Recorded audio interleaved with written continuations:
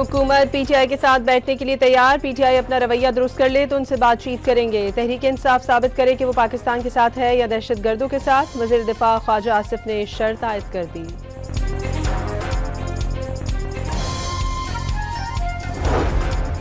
साबिक वफाकी वजीर फवाद चौधरी का सदर आसिफ जरदारी और वजीर आजम से मुज़ाकरात की ओनरशिप लेने का मुतालबा।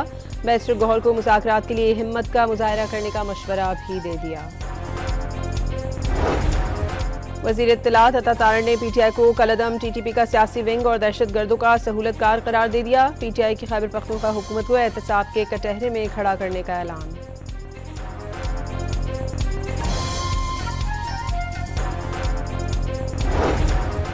वज़ीर आज़म से पाकिस्तान सुपर लीग में शामिल 2 नई टीमों की नीलामी जीतने वाली कंपनियों के नुमाइंदों की मुलाकात। ओजेड डेवलपर्स के मालिक हमजा मजीद और FKS के फवाद सरवर का PSL की तरक्की का आज़म।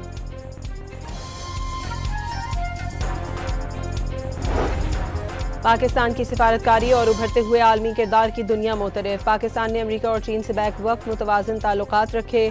आलमी जरीदे दी डिप्लोमेट ने भी कामयाबियों की तस्दीक कर दी।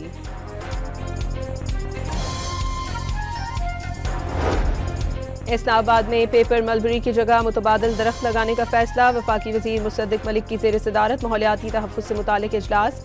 CDA हुक्काम ने हर कटे हुए दरख्त की जगह मजीद दरख्त लगाने की यकीन दहानी करा दी।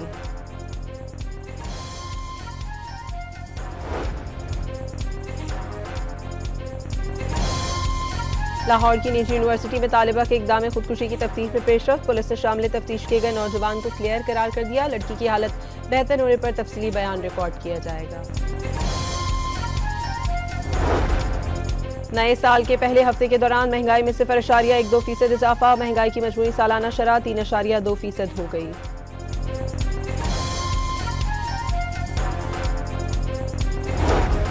गोली पहले मारेंगे पूछेंगे बाद में। डेनमार्क ने अमेरिका को ग्रीनलैंड पर कब्जे की कोशिश करने पर खबरदार कर दिया। और पाकिस्तान और श्रीलंका के दरमियान दूसरा T20 मैच आज धम्बोला में खेला जाएगा। 3 मैचेस की सीरीज में पाकिस्तान को 1-0 की बढ़तरी हासिल है।